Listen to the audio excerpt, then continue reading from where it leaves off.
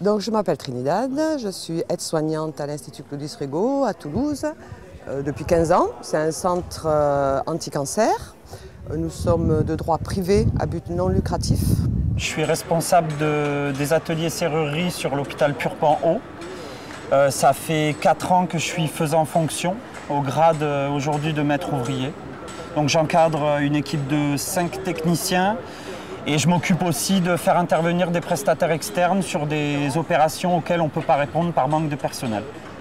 Je suis plombier à l'hôpital de Purpan, je suis maître ouvrier, j'ai 2 diplômes, un CAP de chauffagiste et un CAP de plombier. Je touche 1 400 € brut, donc 1200, 1230 € net. Je m'appelle Sylvie, je suis aide-soignante. J'exerce au CHU depuis 2006. Bon, vous expliquer, je suis rentré maître ouvrier et je suis rentré en dessous, en fait, la catégorie en dessous. Au PQ, ouvrier professionnel qualifié. Mais je ne suis pas entré maître ouvrier. Voilà. Comment ça se fait, ça? Comment tu l'expliques? Je sais pas. Sachant que je vois les ingénieurs, ils rentrent ingénieurs et ils rentrent pas techniciens, quoi. Je suis électricien, mais j'ai pas débuté électricien. J'ai commencé à faire des études en bac S. J'ai fait un bac S, j'ai suivi même des études en BTS, informatique. J'étais parti pour faire informatique. Le BTS, je l'ai loupé, pas de beaucoup, mais je l'ai loupé. Je me suis réorienté en CAP électricité. Je l'ai eu sans problème. Je m'appelle Evelyne Griffiths, je suis ASH, j'ai 57 ans, je travaille à Purpan dans le pôle bio-nettoyage et je suis affectée au service du pôle céphalique. J'ai su qu'on a embauché des électriciens à l'hôpital, donc j'ai décidé de postuler et ils m'ont pris en test au début et après là ils m'ont pris en tant que contractuel. Ça fait 2 ans, je suis contractuel, je vais passer stagiaire au bout de 2 ans.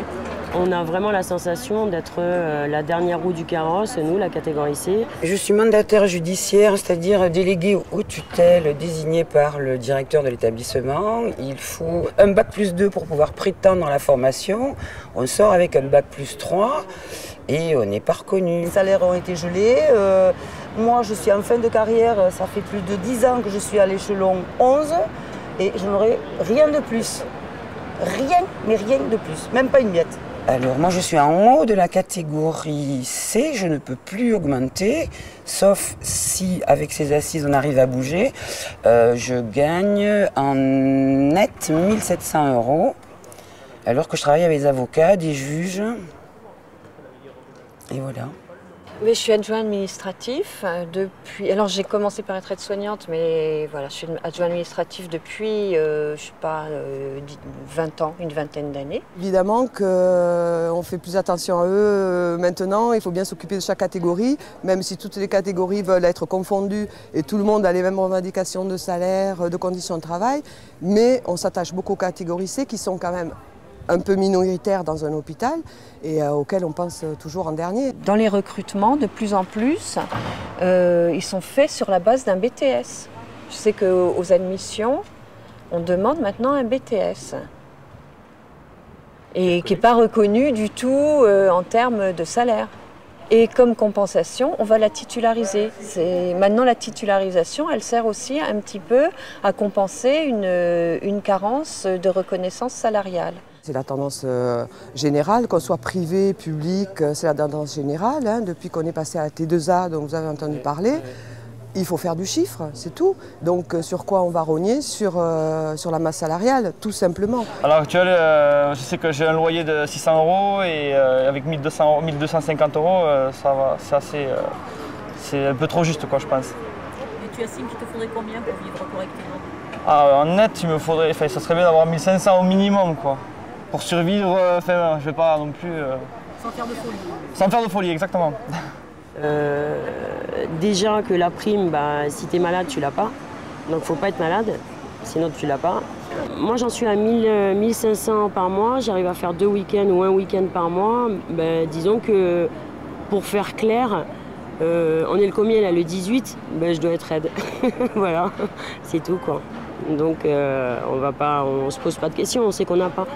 Donc j'ai un découvert autorisé à ma banque et je jongle avec mon découvert autorisé tous les mois si j'y arrive. Donc je suis tout juste au SMIC, enfin un peu plus, à peine au-dessus du SMIC, quoi. Je crois que je suis à 20 ou 30 € au-dessus du SMIC. Donc il y a un diplôme bac S, CAP, et après j'ai juste le niveau BTS. Je trouve que c'est pas assez reconnu. Mon salaire, ouais, il est trop rigolo. Ah, voilà. Si je fais pas de week-end, je gagne brut 1340 et des poussières. Et si je fais de week-end, allez, 1500 et des poussières. Voilà. Et je m'en vais à la retraite dans 1 an et demi. Voilà. Mais on ne nous a jamais proposé de faire une validation des acquis. Non, ça ne les intéressait pas.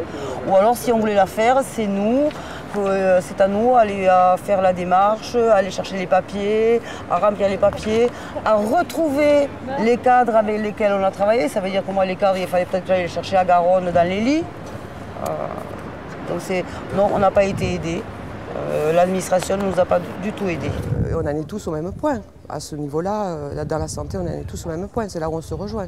Donc effectivement, la population, elle n'a quand même pas idée des salaires que l'on a en dessous du SMIC, des glissements de tâches, du fait que les personnels maintenant, je le vois même moi par rapport à il y a 10 ans, à 40 ans, il n'est pas rare qu'on a des gens usés, cassés et inaptes au travail. Le problème, il est là. Ils ne réalisent pas, on a beau leur expliquer mathématiquement par des tableaux, que cette smicartisation, elle est en train de toucher un maximum d'agents de la catégorie C. Quoi. Y compris les premiers indices de la catégorie B sont aussi en dessous du SMIC. Donc voilà quoi. Il y a quand même un corps qui va être en extinction dans très peu de temps, c'est les ASH. Parce que le salaire étant tellement restreint, la grille de salaire étant quasiment finie, on peut dire ça comme ça, ça va faire comme les Z-Labo et les Z... Non, mais ça fera comme l'échelle D de chez nous à l'époque, c'est ce qui m'a remis quand on a parlé, qui va disparaître, quoi. Ils ont supprimé un corps chez nous parce qu'il n'y avait plus personne qui était payé au-delà du SMIC, en gros. Bientôt, on aura une en-tête publique avec que des privés à l'intérieur. Publiquement encore, on trouve des enseignes comme l'hôpital public, parce que ça fait bien. Parce que dans la tête de la population, il faut le garder. Mais à l'interne, quand on voit tout ce qui disparaît dans les hôpitaux et tout qui passe au privé, c'est plus qu'une vitrine. Donc ça, il faut le dire avec des mots simples pour qu'en effet, à l'extérieur, parce que tout le monde n'achète pas les mêmes revues le matin, mais on écoute plutôt la télé, ça, la télé, ils ne le disent pas. C'est-à-dire qu'en bas, on reste tous service public, mais en haut, on n'a que des gens qui proviennent du privé et qui, du coup, voient le personnel un peu comme des machines. Et le bien-être au travail ne fait pas vraiment partie de leurs préoccupations, alors que je pense que c'est au cœur de ce que j'appelle le service public. Travailler un week-end sur 3, on en est à travailler à 3 week-ends sur 3, voire 4 sur 4. C'est assez fou. Juste pour maintenir le service public tel qu'il est, il faudrait une augmentation de 4,5%. Et encore plus pour embaucher, pour augmenter les salaires, pour tout ce qu'on veut, il faudrait 8%. Comment on fait pour se motiver? Tu regardes tes enfants, tu regardes ton frigo et tu te dis il faut y aller, quoi. T'as pas le choix. Donc c'est vraiment parfois épuisé qu'on se rend travailler et là on peut se faire mal. Ouais, on peut se faire mal. Il m'est arrivé j'ai une discopathie, moi j'ai offert mon dos en gériatrie, voilà. Moi j'ai offert mon dos en gériatrie. Pourquoi? Parce qu'au bout de 3 week-ends, j'étais très très fatiguée. J'ai alterné aussi jour et nuit aussi, ça m'est arrivé. Et donc voilà, tu vas travailler, tu es fatigué, mais tu fais pas attention à un geste que tu fais et tu te fais mal. Nous, on fait les premières interventions, donc c'est vrai qu'aux patients, on est au moins là pour les sécuriser, voir s'il y a vraiment un gros problème. On est là pour les patients. En ça, on peut dire qu'on est soignant aussi. On est un maillon de l'échelle. On s'occupe des sous, on s'occupe des comptes en banque, on s'occupe du logement, on fait l'assistante sociale, le médecin. La pénibilité, pour moi, elle est plus psychologique parce que c'est ce qui m'énerve, c'est qu'on ne puisse pas intervenir parce qu'il y a des patients, on ne peut pas intervenir de suite. Si on est obligé de faire intervenir des sociétés extérieures, je trouve ça dommage. C'est par rapport à on pourrait le faire et ils ne veulent pas parce qu'on n'a pas assez de temps, on n'a pas assez de personnel et c'est plus pénible pour le patient et derrière nous ça nous embête aussi parce que les services après, les services de les hôpitaux ils nous disent les services techniques ils sont incapables et derrière on a une mauvaise réputation. Dans les SH, je ne sais pas, honnêtement 80 là-haut. Et il y aurait combien de titulaires sur les 80? Une vingtaine. Une vingtaine, voilà. Et là, après, ce ne sont que des CDD. Voilà. Moi, ce que je crains, c'est la déshumanisation totale des soins. Je peux en parler pour la gériatrie, par exemple. On ne peut pas être que des techniciens auprès de personnes âgées. Mais là, de plus en plus, on n'a pas le temps. Les soignants disent qu'on n'a pas le temps. On n'a pas le temps. Et c'est terrible, j'imagine, pour le soignant et pour le patient. Voilà, quand je fais des week-ends à Garonne, ils viennent avec moi à l'accueil, on regarde des photos sur internet, on discute et voilà, les revoir parler, les revoir sourire et avoir des relations sociales. Moi je suis rentrée très jeune, on était dans les services, on était avec les aides-soignantes, on faisait fonction d'aide-soignante, on travaillait, on s'est bien servi de nous.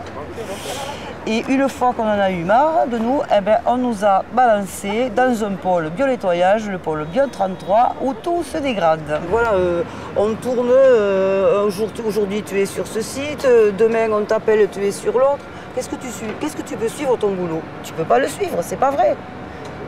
C'est impossible. Moi, quand je suis rentrée, j'étais en cardio, soins intensifs, je travaillais avec l'équipe, j'étais dans l'équipe. C'est-à-dire que si le toubib me posait une question, j'étais censée savoir répondre aussi. Voilà. Là, maintenant, ben, on te passe autour. Bonjour, demain on te répond. Oh, c'est la SH. Ah, la porte elle est ouverte là, oh, c'est pas grave, c'est la SH qui l'a ouverte. De lutter dans les valeurs humaines, dans le travail des gens. Si ça, on n'amène pas quelque chose, eh bien, les gens ils restent consternés et puis le temps passe. Préparer cette action, c'est-à-dire ça doit peut-être avec des assemblées générales, des débats publics, ça peut être aussi, on peut le voir sous plein de modes d'action. Par contre, l'action collective, je dirais qu'il est du tout ensemble. Je ne sais pas s'il ne faudrait pas aussi proposer, parce que là on est catégorisé, mais il ne faut pas s'enfermer dans nos catégories. Je suis d'accord pour ouvrir en interpro, ça je suis vraiment d'accord, mais catégorie C, on n'est vraiment pas entendu. C'est vrai que quand j'ai fait les questionnaires, la catégorie C était content de pouvoir exprimer quelque chose et qu'elle puisse être entendue. Et effectivement, que ça soit l'élément moteur qui passe entraîner aussi un mouvement avec les autres, mais je pense qu'il faut rester... On a distribué les questionnaires, alors ça paraît débile, c'est que les gens, quand on leur expliquait, c'était pour la catégorie C, pour le salaire, ils ne savaient même pas dans quelle catégorie ils étaient. On fait en catégorie C sur les hôpitaux parce qu'ils n'ont jamais participé à rien chez nous. Donc, on ne les a jamais vus dans la cour, ils ne sont jamais venus défiler, ils n'ont jamais rien fait. Donc il n'est pas évident qu'en ciblant quelque chose et qu'ils se sentent concernés, ils peuvent peut-être arriver à venir envahir la salle du conseil d'administration ou faire une action d'éclat qui ne s'est jamais passée. On pourrait tabler là-dessus. Une petite précision, c'est que vous parlez des catégories C. Même dans le privé, la catégorie C ne correspond pas au même métier. D'ailleurs, une aide-soignante, elle est peut-être C à l'hôpital ou je ne sais pas où. Chez nous, elle est D. Alors moi, je vous parlais des C, veut dire, c'est pas nous. Voilà, ça c'est difficile. Les assises ouvriers employés public privé. Ouais. Enfin, moi, j'aimerais bien qu'à Paris, la région apporte, en disant, nous, on va sur des actions diverses et vers peut-être une manif, sous quelle forme, ça chacun décidera, mais à l'ARS, au bout du bout, la dernière journée d'action, ce serait à l'ARS, mais en région, pour qu'on ait... Comme je disais, sur une période, en faisant des actions, chacun dans son entreprise, oui, ça oui, parce qu'on n'oblige pas les gens à sortir de l'entreprise, à prendre des heures, etc. Alors ça, c'est la condition première pour que les gens fassent quelque chose, faire des rassemblements dans son poste de travail. Dans son entreprise, oui. Ça, c'est primordial parce que d'abord, ça les concerne. Ça veut dire, regardez, c'est votre cas particulier chez vous, et maintenant, vous n'êtes pas tout seul. Donc maintenant, aujourd'hui, on fait ça, la semaine prochaine, on fait ça, et puis la semaine d'après, on va aller là. Et bien là, ils viendront. Oui.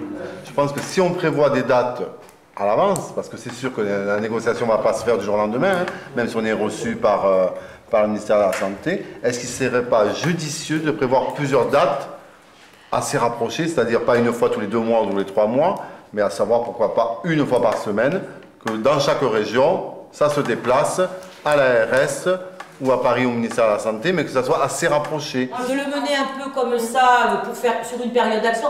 Moi, je dis les assises, c'est le commencement. Il ne faut pas croire que le jour des assises, on va arrêter une date et on va gagner. Voilà. Les assises, c'est le commencement. Voilà. Nous avons des intérêts communs et puis après, dans chaque entreprise, chacun rencontre ses difficultés personnelles. Bon, mais déjà, essayons de mettre en commun ce qui est commun et essayons de trouver une action commune pour être un peu crédible et qu'on se fasse entendre. La grève, moi, je pense que c'est pas bien parce que les gens vont pas dans la rue. Les gens vont pas dans la rue, arrêtez, cessez de vous indigner, soyez rebelles, quoi. Voilà. Tout le monde est indigné, ils sont tous indignés, et voilà. mais ils ont besoin aussi d'y croire. Voilà. Pour l'instant, ils comptent sur nous pour aller dehors, par exemple sur les marchés, etc., expliquer les problèmes. Et après, les gens se bougeront quand ils sentiront vraiment que tout bouge, mais pas un démarrage comme ça. Collective, moi je sais que les grèves, ça marche. C'est pénible, mais à un moment ça peut marcher, surtout dans des milieux comme ça où si on n'intervient pas, c'est vrai que les patients à l'hôpital sont quand même en danger si on n'intervient pas. Donc si on fait une grève, il y aura forcément, à mon avis, quelque chose derrière. Et après, c'est surtout la grève qui me vient en idée, quoi. Mais moi, ce qui me plairait, c'est une action au niveau national, qu'on sclérose vraiment, que toute la catégorie C sclérose vraiment sur un plan national et peut-être qu'on reconnaîtrait davantage nos professions.